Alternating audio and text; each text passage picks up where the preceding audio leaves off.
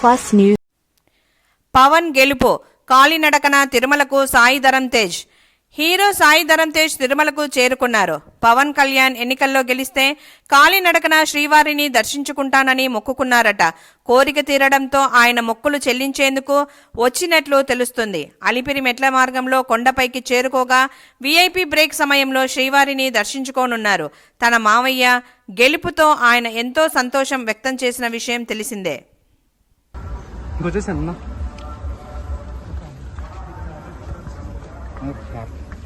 నా 1 సెకండ్ అన్న మీ దగ్గర ఒక పిక్